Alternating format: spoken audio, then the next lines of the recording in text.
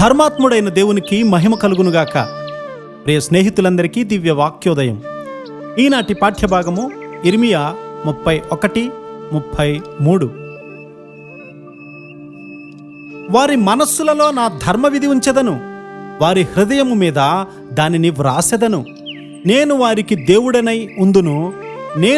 దేవుడనై ఉందును, వారు నాకు జనులగుదురు. నా ధర్మవిధి మీ హృదయములలో వ్రాసెదను అని దేవుడు సెలవిస్తే అది స్వంత గొప్పలాగా తలంచకూడదు.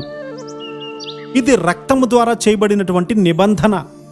రొట్టె విరిచి ద్రాక్షరసము ఇవ్వకముందు ఇది నా రక్తము అనగా పాప క్షమాపణ నిమిత్తము అనేకుల కొరకు చిందింపబడుచున్న నిబంధన రక్తము అని యేసయ్య చెప్పారు. నిబంధన అనేది ఇద్దరి మధ్య, అంటే దేవునికి నీకు మధ్య జరుగుతుంది. యేసుక్రీస్తు ప్రభువారు తానే చిందింపబడినటువంటి రక్తము ద్వారా ఇది జరిగింది. అది ముద్ర, ఈ నిబంధన యొక్క అంతిమ ముద్ర. ఆయన రక్తములో పాలు పొందినప్పుడల్లా అది ఎంతో విలువైనదని మనము గుర్తు చేసుకోవాలి. అది చౌక రకపు నిబంధన కాదు, అది వాడబారేది కాదు. అది యేసుక్రీస్తు వారి యొక్క రక్తము ద్వారా ముద్ర వేయబడినటువంటి నిబంధన. అంతకుముందు అబద్ధాలు చెప్పేవాడివైనప్పటికీ ఈ నూతన నిబంధన చేసుకున్న తర్వాత అబద్ధాలు మాట్లాడలేవు. పాతవి గతించెను, అన్నీ కూడా సమస్తము క్రొత్తవయ్యెను. నా ధర్మ విధులను వారి హృదయమందుంచి వారి మనస్సుల మీద వాటిని వ్రాసెదను అని ఆయన మాట్లాడుతూ ఉన్నారు కదా. నీవు అంతరంగంలో సత్యాన్ని కోరుతూ ఉన్నావు అని దావీదు గారు చెప్తూ ఉన్నారు. అతని తలంపులు ఎక్కడ నుండి మొదలవుతాయో అది ఆయనకు తెలుసు.